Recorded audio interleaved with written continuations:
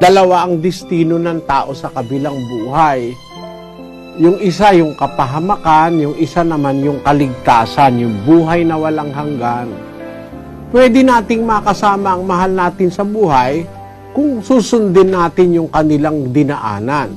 Bawa, papunta yung lola mo sa langit, sumunod ka sa ginawa ng kabutihan ng lola mo, makakasama mo siya sa langit.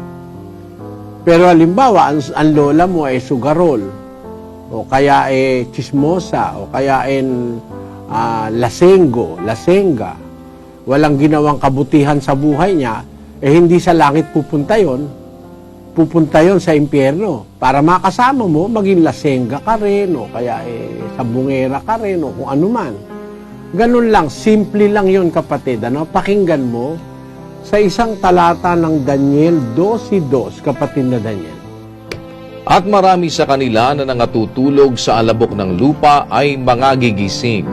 Ang iba'y sa walang hanggang buhay, at ang iba'y sa kahihiyan at sa walang hanggang pagkapahamak. Ang mga patay na nasa lupa, magigising, babangon muli. Para lang kasi silang natutulog sa paningin ng Diyos, bubuhayin silang mag-uli. Kaya sa Biblia, mayroong tinatawag na resurrection o pagkabuhay na mag-uli. Ang sabi sa Biblia, yung iba magigising sa walang hanggang buhay. Yung iba naman sa walang hanggang kahihiyan at pagkapahamak. Pinatunayan niya ng Panginoong Hesus nung nangangaral na siya sa lupa. Sa 5:28 ng Juan, ganito nakasulat, kapatid na Daniel. Huwag ninyong ipanggilalas ito, sapagkat dumarating ang oras na ang lahat ng nangasalibingan ay makaririnig ng kanyang tinig. At magsisilabas ang mga nagsigawa ng mabuti ay sa pagkabuhay na mag-uli sa buhay, at ang mga nagsigawa ng masama ay sa pagkabuhay na mag-uli sa paghatol. Ayun, mabubuhay uli ang tao, pero dalawa ang destino. Yung iba, kung gumawa ka ng kabutihang inuutos ng Diyos, mabubuhay ka mag-uli dun sa buhay na walang hanggan.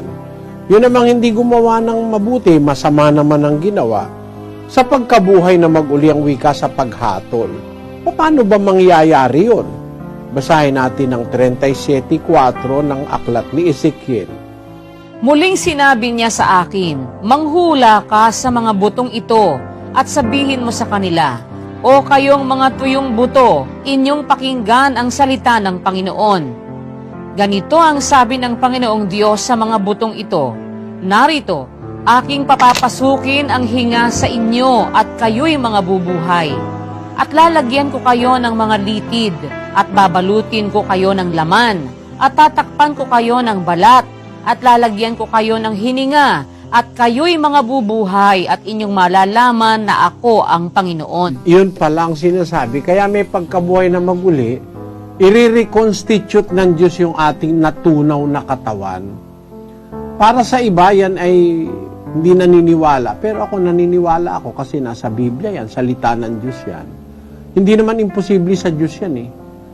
Kasi kung yun ngang kapirasong bagay, nagawa kanyan tao eh. Mula sa isang similya ng tatay at nanay mo, nagawa kang tao. Namatay ka natunaw yung buto mo, natunaw yung laman mo. Mahirap ba sa Diyos na ibalik yung laman at buto? Hindi naman mahirap yun. Merong pagkabuhay na maguli. At ngayon, kung makakasama pa ba natin ang mga mahal natin sa buhay, sa kabilang buhay, makakasama. Kung saan sila pupunta, ay doon ka pupunta, magkakasama kayo. Kaya alam mo kapatid, ang pinakamabuting magawa natin, gumawa tayo ng mabuti. Sumunod tayo sa Diyos. Kasi baka napunta sa langit yung lola mo, makikita mo siya sa langit. Magkikita-kita kayo ron. Ngayon, kung halimbawa, nandun sa papunta sa langit lola mo, ikaw naman ay papunta sa impyerno, paano kayo magkakasama? Hindi pwede. Kaya lang pwedeng magkasama kung ang kabutihan ang siyang iiral. Kung halimbawa, papunta sa langit yung lola mo, dapat makarating ka sa langit. Do the same. Kumbaga, kung kabutihan ang kanyang kinamatayan, kabutihan din ang kamatayan mo. Magkakasama kayo. Ngayon ganito, meron diyang question, kailangan ng tamang pananampalataya. Pag nakarinig ka na, halimbawa yung kalulolohan mo, hindi sila nakapakinig ng aral dahil wala pang nangangaral ng ebanghelyo, may pag-asang maging dapat sa Diyos yun eh. May pag-asang makarating yun sa langit. Kung sila naman kahit walang narinig na aral ay gumawa ng kabutihan, may pag-asa yun.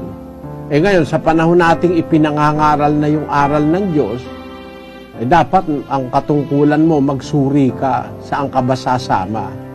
Dapat sinusuri natin yung ating pananampalataya kung tama o mali. Kasi pag namalagi tayo sa mali, ay masama ang wakas natin sa 15:14 ng Mateo, kapatid na Daniel.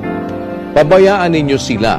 Sila'y mga bulag na taga-akay. At kung ang bulag ay umakay sa bulag, ay kapwa sila mga huhulog sa hukay. Yun ang masama. Pagka nagpaakay ka sa mga bulag na taga-akay, mahuhulog ka sa hukay, sabi ng Biblia. Pagka ang relihiyon mo, ang umaakay ay bulag, hindi tinuturo yung aral ng Diyos, nako delikado ka, mapupunta ka sa hukay.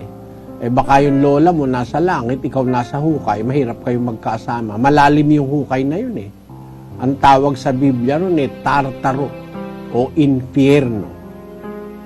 Mahirap na yun.